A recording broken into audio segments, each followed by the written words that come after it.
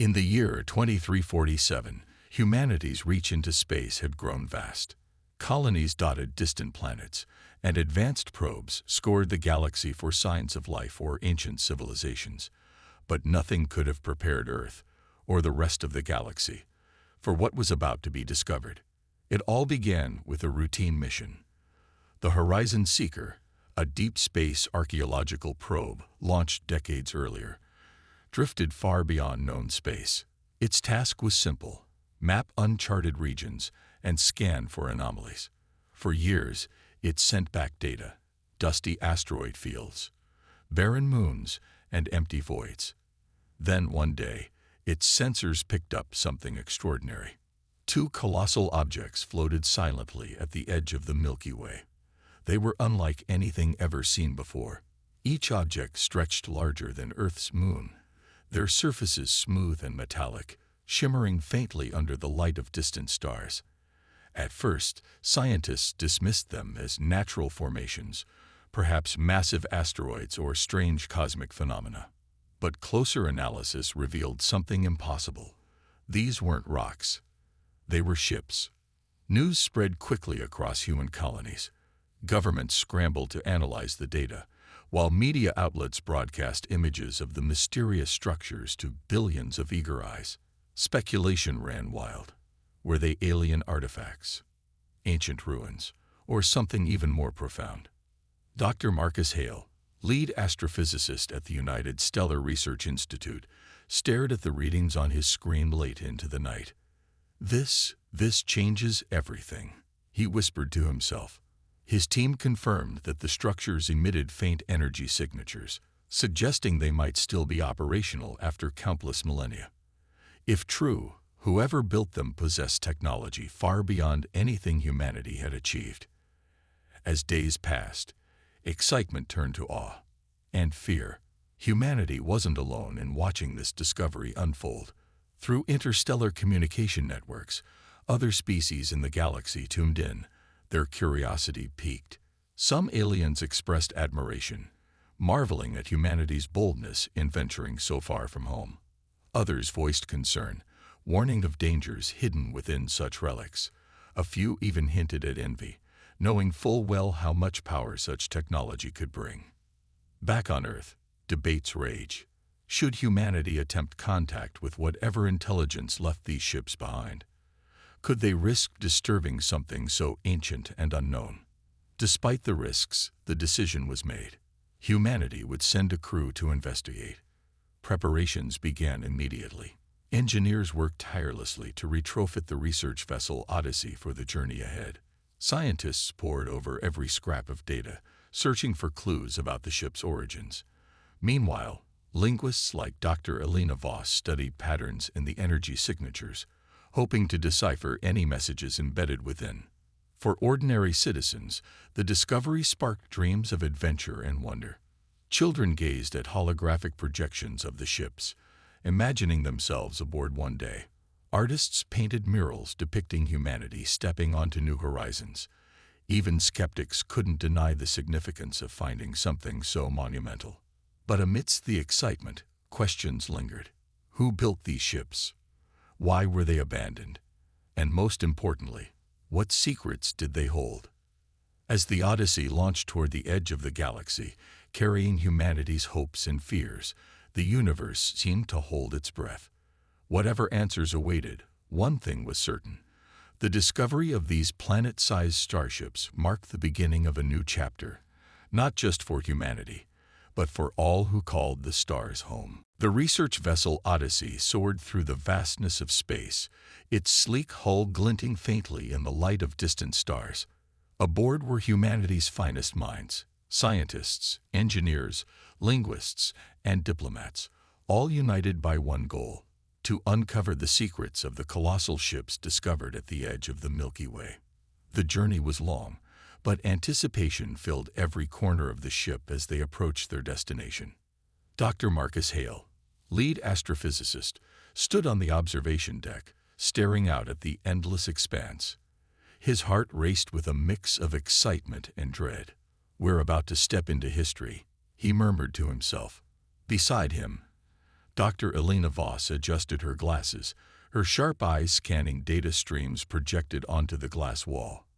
She had spent weeks analyzing energy signatures from the ships, searching for patterns that might reveal how to communicate or even activate them. As the Odyssey drew closer, the sheer scale of the first ship became overwhelming. It loomed like a second moon, its metallic surface shimmering under starlight. They named it Colossus, a fitting title for something so immense and mysterious. Scans revealed intricate designs etched across its exterior, patterns too precise to be natural. Some crew members joked that it looked like a piece of art from another world. Others whispered it felt alive, watching them silently. Commander Ava Rivera, captain of the Odyssey, called a meeting in the briefing room. Her calm demeanor masked the weight of responsibility she carried. "This is uncharted territory," she began, addressing the assembled team. "We don't know what we'll find inside Colossus, but whatever happens, we stick together. No heroics." Her words did little to ease the tension.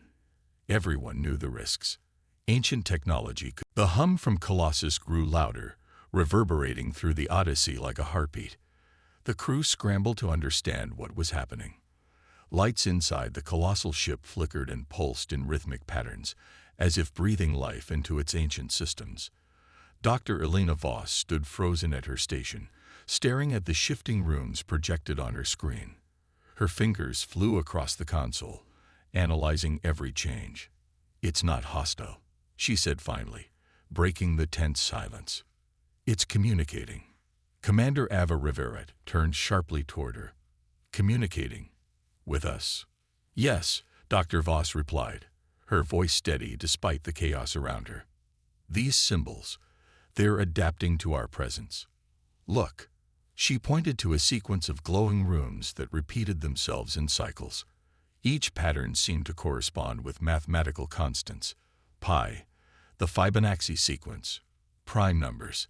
It was a universal language, one based on logic and order.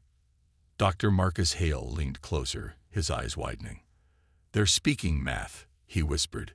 "Whoever built this ship wanted anyone who found it to understand." As the crew worked feverishly to decipher the runes, alien broadcasts flooded the communication channels. Across the galaxy, other species watched humanity's encounter with bated breath. Some sent messages of encouragement, while others issued stark warnings.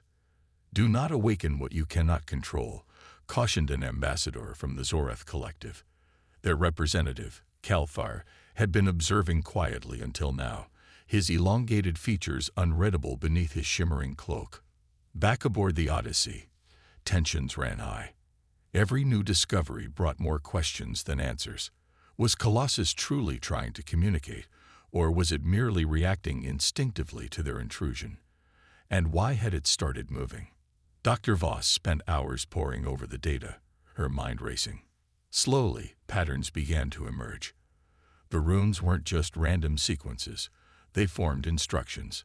Step by step, they guided her team toward activating specific sections of the ship. "It's teaching us how to use it," she explained during another briefing. "But we need to proceed carefully. One wrong move could trigger something irreversible." Commander Rivera nodded grimly. "We'll take it slow, no shortcuts." With painstaking precision, the crew followed the instructions encoded in the runes. They activated small portions of Colossus's systems, testing each function cautiously. To their amazement, the ship responded, not with hostility, but with cooperation. Dormant panels lit up, revealing holographic displays of star charts and schematics. Massive engines hummed softly, ready to propel the ship forward if needed. Then came the breakthrough. A hologram materialized in the center of the control room, projecting an image unlike anything they'd ever seen. It depicted a towering figure with flowing robes and luminous eyes, a being radiating wisdom and serenity. Its mouth didn't move, but words echoed in the minds of everyone present. "You are not alone." The message sent shockwaves through the crew. Humanity had made first contact, but not directly. This wasn't a living entity. It was a recording left behind by whoever created Colossus. The figure continued, "We are the Archons. We built these ships to carry life across galaxies, to uplift civilizations, and to preserve hope among the stars. If you have awakened them, then perhaps our legacy can continue." Alien observers across the galaxy reacted with a mix of wonder and unease. For some, the Archons were mythological figures, spoken of only in legends. Others feared what humanity might do with such power. But for the crew of the Odyssey, the revelation sparked both awe and responsibility. Dr. Voss stared at the hologram, her heart pounding. "This changes everything," she murmured. "If we can unlock their secrets, we could reshape the galaxy." But as the hologram faded, Calthar's voice cut through the silence. "Power like this is dangerous," he warned. "Will you wield it wisely or recklessly?" For now, humanity had no answers, only questions, and the weight of billions of lives resting on their shoulders. With Dr. Elena Voss's revelation echoing in their minds, the crew of the Odyssey and the newly formed Interstellar Council prepared for their final, daring attempt to neutralize the threat within Titan. The Archon's message had been clear. Unity was the key to overcoming the legacy of division left by the Vorax. Humanity and its allies would need to work together, not just to deactivate Titan's dangerous systems, but to ensure that such conflicts could never arise again. Commander Ava Rivera took charge, her voice steady as she addressed the coalition. "This isn't just about stopping the constructs inside Titan. It's about proving we can rise above fear and mistrust. Every decision we make here will shape the future of the galaxy." The plan was risky but necessary. Using technology from both Colossus and Titan, engineers devised a way to repurpose the dormant Vorax constructs, not as weapons, but as tools for restoration. Massive machines designed for destruction would instead be used to heal damaged ecosystems, stabilize dying stars, and rebuild worlds ravaged by war. But first, they had to deactivate Titan's core before it destabilized further. Dr. Marcus Hale led the technical team, guiding them through intricate calculations and adjustments. Alien engineers worked side by side with humans, their differences set aside in pursuit of a common goal. For the first time, species that had once viewed each other with suspicion now shared knowledge, resources, and trust. Even Calthar, the Zorath ambassador, joined the effort, his calm demeanor helping ease tensions during moments of crisis. As the countdown began, Dr. Voss positioned herself at the neural link interface once more. Her hands hovered over the controls, trembling slightly. "If I can guide Titan's systems into alignment with Colossus, we might be able to redirect its energy," she explained. "But I'll need everyone's help to stabilize it." Across the galaxy, alien civilizations watched anxiously. Fleets gathered near the edge of the Milky Way, ready to intervene if things went wrong. Some came out of curiosity, others out of fear. Yet many sent messages of support, hoping humanity's bold experiment would succeed. The process was fraught with challenges. Energy surges threatened to overload the system, forcing quick thinking and split-second decisions. Dormant constructs stirred violently, their metallic forms groaning as if resisting the change. At one point, an explosion rocked the chamber, sending debris flying and injuring several crew members. But no one faltered. Each setback only strengthened their resolve. Finally, after hours of relentless effort, a breakthrough came. Titan's core stabilized, its red symbols dimming to a soft glow. The constructs ceased their restless movements, standing silent as their programming shifted. Instead of instruments of war, they became agents of renewal, massive machines capable of healing rather than destroying. Cheers erupted aboard the Odyssey, echoed by celebrations across the galaxy. Alien ambassadors embraced one another, tears streaming down their faces. Kelthar nodded approvingly, his usual stoicism giving way to a rare smile. "You have done what few believed possible," he said softly. "You've proven that cooperation is stronger than conflict." For humanity, the victory was bittersweet. They had unlocked unimaginable power, but also shouldered immense responsibility. Both Colossus and Titan were now symbols of hope, entrusted to a united galactic council dedicated to using them wisely. As the Odyssey departed Titan's orbit, Commander Rivera gazed out at the stars. "We didn't just save ourselves today," she murmured. "We gave the galaxy a chance to start anew." In the weeks that followed, humanity and its allies began implementing the Archon's vision on a scale never imagined. Barren planets bloomed with life, fractured alliances healed, and new partnerships formed. The colossal ships became monuments to unity, a reminder that even in the face of overwhelming odds, harmony could prevail. The galaxy watched no longer in awe or fear, but in gratitude. Humanity had stepped boldly into the stars, carrying forward a legacy not of conquest, but of creation. And for the first time in millennia, the cosmos felt a little brighter. The hologram of the Archon lingered in the minds of the crew long after it faded. Its serene presence and cryptic message left them with more questions than answers. Who were these beings, and what had driven them to construct ships so vast and powerful? As the Odyssey continued its exploration of Colossus, fragments of the Archon's story began to emerge from the ship's archives. Dr. Elena Voss led the effort to decode the data. With each passing hour, she uncovered logs detailing the Archon's grand vision. They called themselves Legacy Builders, a civilization dedicated to spreading life and fostering harmony across the stars. Their colossal ships weren't weapons or tools of conquest. They were caretakers, designed to terraform barren worlds, seed ecosystems, and uplift emerging species. The idea filled the crew with awe. Humanity had stumbled upon not just relics of technology, but symbols of hope. Commander Ava Rivera convened another meeting to discuss the findings. "If we're reading this right," she said, gesturing toward a holographic projection of an Archon log, "these ships could transform entire planets. Imagine turning deserts into forests, dead moons into thriving habitats." Dr. Marcus Hale nodded eagerly. "It's incredible.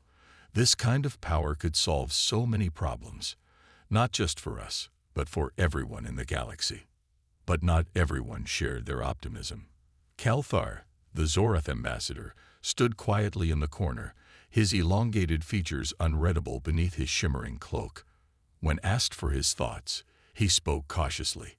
The Archons were wise, yes, but they also face challenges you do not yet understand. Their legacy is double-edged, a gift and a burden. His words unsettled the crew, but there was no time to dwell on warnings. The team activated another section of Colossus, revealing massive chambers filled with dormant machinery. Holograms showed simulations of lush landscapes blooming on lifeless rocks, oceans forming where none existed before. It was clear that the ship carried everything needed to create new worlds. But how far should humanity go? Dr. Voss discovered something else buried deep within the archives: hints of catastrophe. The Archons hadn't simply abandoned their mission. They'd been forced to leave it behind. Logs described a great conflict, though details remained vague. One entry mentioned another race, the Voraks, who opposed the Archon's vision. Instead of nurturing life, the Voraks sought domination, believing strength came through control rather than cooperation. "This explains why the ships are still here," Dr. Hale muttered, rubbing his temples. "They didn't finish their work because they were interrupted." The revelation cast a shadow over the crew's excitement. If the Voraks had once clashed with the Archons, could they return? Were the ships truly safe to use, or would activating them attract unwanted attention? Despite the uncertainty, humanity couldn't ignore the potential benefits. Using knowledge gleaned from the archives, the crew tested Colossus's capabilities on a nearby uninhabitable moon. Massive drills carved channels into its surface, while atmospheric processors released gases to thicken the air. Within days, patches of green appeared.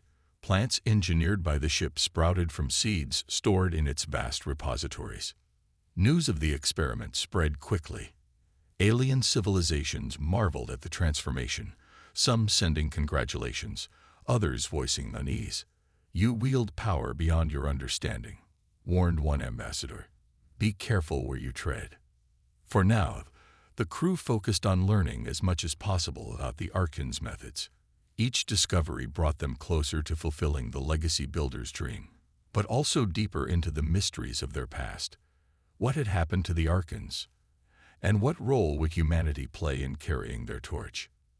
As Commander Rivera gazed out at the newly verdant moon, she felt both pride and responsibility. The galaxy was watching and waiting to see if humanity would rise to the challenge. The transformation of the barren moon into a thriving ecosystem became humanity's first major success aboard Colossus. News of the achievement spread like wildfire across the galaxy, sparking reactions ranging from admiration to suspicion. For many alien species, it was proof that humanity could wield the Archon's technology responsibly.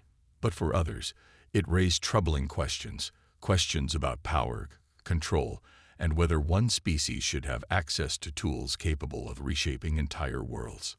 Dr. Elena Voss stood on the observation deck of the Odyssey, gazing at the lush green expanse below. Her heart swelled with pride as she watched streams carve through fertile soil and trees sway gently in the artificial breeze. "We're doing what the Archons intended," she said softly to Commander Ava Rivera, who stood beside her. "We're carrying their legacy forward." But Rivera's expression remained cautious. "For now," she replied, her tone measured. "But we've only scratched the surface. If we push too far, too fast, we risk losing everything." Her concerns weren't unfounded. As word of the moon's transformation reached distant corners of the galaxy, tensions began to rise. Some factions accused humanity of overstepping its bounds, claiming that such immense power should belong to all sentient beings, not just one species. Others saw opportunity, hoping to gain access to Colossus's secrets for themselves. Diplomatic channels buzzed with debates, demands, and thinly veiled threats. Kalthar, the Zorath ambassador, observed these developments closely. His presence aboard the Odyssey had grown increasingly unsettling, his piercing gaze following every move the crew made. During a tense meeting, he addressed the team directly. "Your actions ripple outward," he said, his voice calm but firm. "You bring life where none existed before, but you also sow division. Not everyone shares your vision of harmony." His words struck a nerve. Dr. Marcus Hale leaned forward, frustration etched on his face. "Are you saying we shouldn't use this technology? Look what we've accomplished. We've created something beautiful." "I am saying tread carefully," Kalthar replied. "Power draws envy and enemies. Already, alliances shift. Trust erodes, and somewhere out there—" He paused, glancing toward the stars beyond the viewport. "Someone may see your progress as a threat." Meanwhile, back on Earth, public opinion was divided. While many celebrated humanity's newfound role as stewards of the cosmos, others worried about the consequences. Protests erupted outside government buildings, demanding transparency and caution. Rumors circulated about secret agreements between Earth's leaders and alien powers eager to exploit Colossus's capabilities.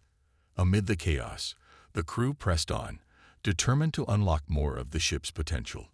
They discovered additional systems within Colossus, advanced medical facilities, energy generators capable of powering entire cities, and even educational modules designed to uplift less advanced civilizations. Each new revelation deepened their understanding of the Archon's mission, but also highlighted the enormity of the responsibility they now carried. As they delved deeper, strange anomalies appeared near Titan, the second colossal ship drifting silently nearby. Scans revealed faint energy spikes emanating from its core, unlike anything detected on Colossus. The readings suggested activity, though whether natural or artificial remained unclear. Dr. Voss frowned at the data streaming across her screen. "There's something different about Titan," she murmured. "It feels older, like it holds secrets even the Archons couldn't fully understand." Commander Rivera crossed her arms, her jaw tightening. "Then we need to find out what those secrets are. Whatever Titan is hiding, it might explain why the Archons disappeared, and why the Vorax opposed them." With tensions mounting both aboard the Odyssey and across the galaxy, humanity faced a critical choice. Continue pushing the boundaries of what Colossus could do, or pause and consider the broader implications of their actions. The galaxy watched and waited to see if humanity would prove worthy of the Archon's legacy. As humanity continued to unlock Colossus's capabilities, its influence spread like ripples across a cosmic pond. The once barren moon, now teeming with life, became a beacon of hope for struggling civilizations throughout the galaxy. Word of its transformation inspired awe and admiration, but also envy and fear. Every act of generosity from humanity sparked debates about power, privilege, and the ethics of wielding such immense technology. Dr. Elena Voss and her team worked tirelessly to refine their understanding of Colossus's systems. They discovered that the ship wasn't just a terraforming tool. It was a self-sustaining ecosystem generator capable of adapting to nearly any environment.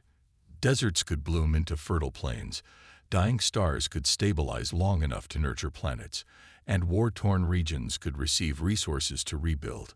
Humanity began sharing these gifts cautiously, targeting areas most in need while trying to avoid favoritism or bias. But goodwill only went so far. Alien empires with vast territories and advanced militaries grew uneasy as they watched smaller species benefit from humanity's actions. Diplomatic tensions escalated when factions accused Earth of playing favorites, claiming that certain worlds received more aid than others. Others argued that humanity had no right to decide who deserved help and who didn't. Commander Ava Rivera found herself caught between gratitude and hostility during interstellar meetings. Representatives from various species praised her crew's efforts, but often followed their compliments with pointed questions. "Why does your species get to control this power?" demanded an ambassador from the Krillian Union, his voice sharp. "Shouldn't such decisions be made collectively?" Kalthar, ever the enigmatic observer, offered little guidance. His presence aboard the Odyssey remained both reassuring and unsettling. When pressed for advice, he simply said, "Unity is fragile. Trust must be earned, not assumed." Back on Earth, public opinion fractured further. While many celebrated humanity's role as galactic caretakers, critics warned of overreach. Protesters gathered outside spaceports, holding signs that read, "Who gave us the right?" Conspiracy theories circulated online, claiming secret deals existed between Earth's leaders and powerful alien factions eager to exploit Colossus's secrets. Amid the chaos, strange anomalies near Titan, the second colossal ship, grew more pronounced. Energy spikes pulsed erratically, hinting at activity within its core. Dr. Marcus Hale led an analysis team, poring over data late into the night. "It's not random," he concluded, pointing to patterns on his screen. "Something inside Titan is responding to what we're doing with Colossus." The revelation unsettled everyone. If Titan held answers about the Archon's fate, or the mysterious Vorax, it might also harbor dangers beyond comprehension. Yet curiosity outweighed caution. Humanity couldn't ignore the possibility that Titan contained knowledge crucial to understanding why the Archons vanished. Meanwhile, rumors swirled among alien observers. Some whispered that the Vorax weren't truly gone, that they lingered in the shadows, waiting for an opportunity to reclaim the ships. Others speculated that activating Titan might awaken something ancient and uncontrollable. Despite the risks, pressure mounted on the crew to investigate further. One evening, Commander Rivera addressed her team in the briefing room. "We've come too far to turn back now," she said firmly. "But every step forward carries consequences. Whether we explore Titan or continue using Colossus, we need to remember one thing. We're not just representing humanity. We're shaping the future of the entire galaxy." Her words resonated deeply. For better or worse, humanity had become stewards of a legacy larger than themselves. As the Odyssey prepared to venture closer to Titan, the universe watched, not just with wonder, but with anticipation of what would. The Odyssey approached Titan with a mix of excitement and trepidation. The second colossal ship loomed ahead, its surface darker and more weathered than Colossus's sleek exterior. Scans revealed deep scars etched into its hull, as if it had endured battles or catastrophic events long ago. Energy spikes continued to pulse erratically from its core, drawing the crew closer like moths to a flame. Dr. Elena Voss led the initial reconnaissance effort, guiding a drone into Titan's massive entryway. Unlike Colossus, which had welcomed them with glowing rooms and calm hums, Titan felt hostile. Its corridors were jagged and chaotic, lined with ominous red symbols that flickered unpredictably. Holographic projections appeared sporadically, showing fragmented scenes of destruction. Planets consumed by fire, fleets clashing in space, and beings reduced to ash. It was clear this ship carried memories of conflict. "This isn't just another Arkan vessel," Dr. Marcus Hale muttered as he analyzed the data streaming back to the Odyssey. "It's something else entirely." As they ventured deeper, the team discovered archives hidden within Titan's core. These records told a darker story than anything they'd uncovered on Colossus. The logs described a bitter war between two ancient civilizations, the Arkans, who sought harmony through creation, and the Voraks, who believed dominance was the only path to survival. The Voraks saw the Arkan ships not as tools of hope, but as weapons waiting to be claimed. They wanted control over life itself. Dr. Voss whispered, her voice trembling as she read the final entries. They didn't just oppose the Arkans. They tried to hijack their mission. The logs hinted at a devastating climax. Faced with the threat of losing their ships to the Voraks, the Arkans made an unimaginable sacrifice. They deactivated both Colossus and Titan, scattering them across the galaxy to ensure neither side could use them for destruction. But the fate of the Arkans and the Voraks remained unclear. Kalthar, the Zorath ambassador, listened intently as the findings were shared during a tense briefing aboard the Odyssey. His expression was unreadable, though his tone carried a note of warning. "You have awakened one ship already," he said. "If you activate Titan without understanding its purpose, you risk reigniting old wars." Commander Ava Riveran nodded grimly. "We're not here to repeat history. We need answers first." Further exploration revealed something chilling. Dormant constructs embedded within Titan's systems. These machines bore designs unlike anything associated with the Arkans, angular, brutal, and menacing. They resembled soldiers, built for combat rather than creation. Energy readings suggested they were still functional, though inactive for now. Dr. Hale voiced what everyone feared. "These are Voraks creations. If we disturb them..." "We don't have a choice," Dr. Voss interrupted firmly. "If the Voraks are truly gone, then these constructs are artifacts, not threats. And if they aren't..." She paused, steeling herself. "Then we need to know." The decision weighed heavily on Commander Rivera. Activating Titan could unlock secrets about the Arkan's disappearance, or awaken forces humanity wasn't prepared to face. Yet doing nothing meant leaving critical questions unanswered. As the crew debated their next move, strange vibrations began emanating from Titan's core. The red symbols flared brighter, casting eerie shadows along the walls. A low growl reverberated through the ship, sending shivers down everyone's spines. Across the galaxy, alien observers watched anxiously. Humanity stood at a crossroads, holding the key to untold power and peril. Whatever happened next would shape not just their future but the destiny of countless worlds. For now, all they could do was proceed cautiously, hoping wisdom would guide them where fear might lead others astray. The vibrations from Titan's core grew stronger, sending waves of unease through the crew of the Odyssey. The red symbols lining its corridors pulsed faster, their glow intensifying with each passing moment. It was as if the ship itself were alive and agitated. Dr. Elena Voss and her team worked frantically to decipher the patterns, hoping to understand what Titan was trying to communicate or warn them about. Commander Ava Rivera paced the control room, her mind racing. "We're running out of time," she said sharply. "If we don't figure out how to stabilize these systems, we risk losing control." But stabilizing Titan wasn't just a technical challenge. It was a moral one. Activating the ship could unleash untold power, but it might also awaken the dormant Vorax constructs embedded within its core. Were they weapons left behind by an ancient enemy, or relics of a war long forgotten? Either way, humanity's decision would have consequences far beyond their own species. Kelthar, the Zorath ambassador, stepped forward, his elongated features unreadable beneath his shimmering cloak. "You must consider the galaxy's response," he said calmly. "Activating Titan will not go unnoticed. Others will see it as a declaration of strength or aggression." His words struck a nerve. Across the galaxy, tensions were already high. Alien empires debated humanity's growing influence, some calling for unity, others demanding restrictions. Diplomatic channels buzzed with accusations and counter-accusations. Rumors spread that factions were mobilizing fleets, preparing for the worst. Dr. Marcus Hale slammed his fist on a console in frustration. "We can't let fear dictate our actions. This is bigger than politics.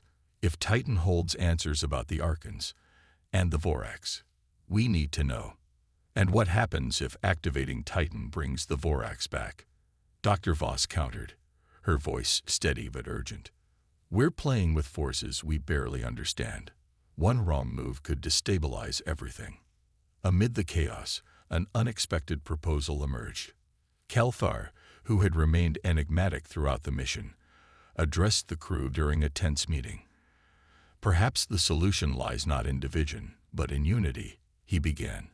"Form a council, a coalition of all sentient species, to govern both Colossus and Titan.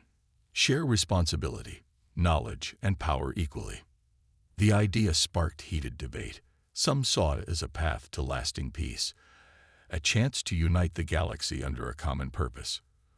Others dismissed it as naive, believing no alliance could survive the inevitable clashes of ambition and mistrust. Commander Rivera listened carefully, weighing the risks and rewards. Back on Earth, leaders grappled with the implications. Public opinion was divided, with protests erupting across major cities. Some demanded humanity retain sole control of the ships, arguing they'd earned the right through discovery. Others called for collaboration, insisting that such immense power should benefit all life, not just one species. Meanwhile, strange anomalies continued to ripple through Titan. The dormant constructs stirred faintly, their angular forms shifting ever so slightly. Energy readings spiked unpredictably, hinting at awakening systems deep within the ship's core. Time was running out. As the crew prepared to make their final decision, Dr. Voss stared at the glowing runes projected onto her screen. She thought of the Archon's vision, a galaxy united in harmony, and the Vorax's shadowy legacy of domination. Humanity stood at a crossroads, holding the key to both futures. Commander Rivera broke the silence. "Whatever we choose, we do it together. Not just for ourselves, but for everyone who calls the stars home." The galaxy held its breath, waiting to see whether humanity would rise to the challenge or succumb to division. The decision was made.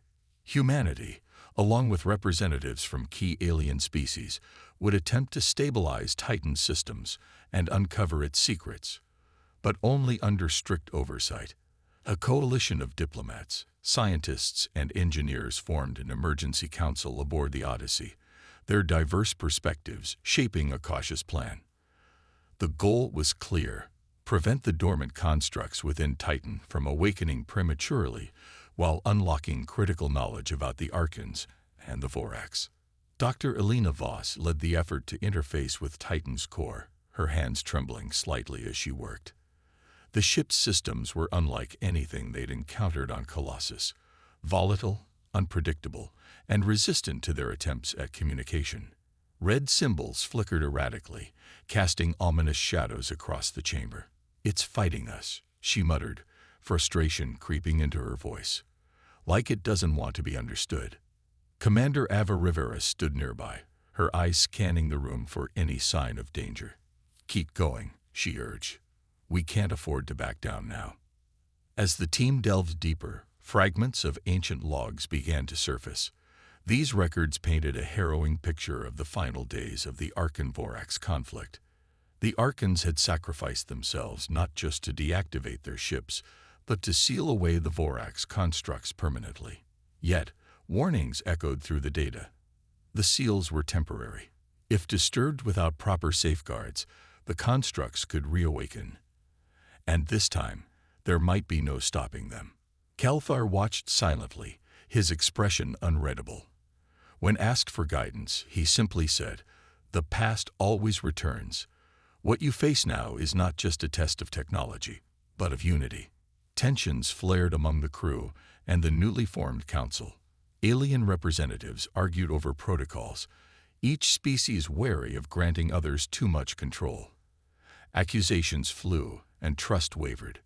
Dr. Marcus Hale snapped during one heated exchange. "If we don't work together, we'll fail before we even begin.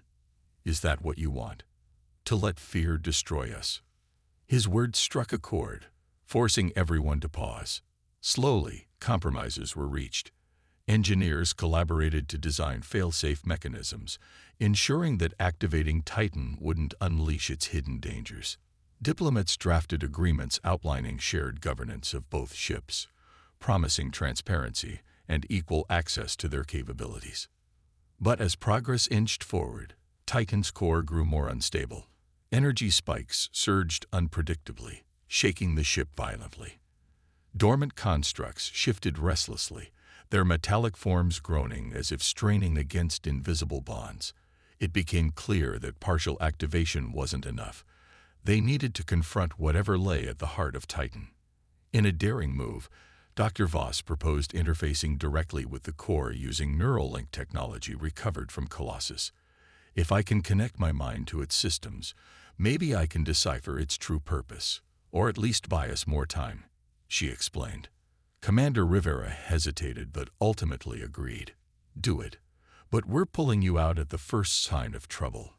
As Dr. Voss initiated the link, visions flooded her mind.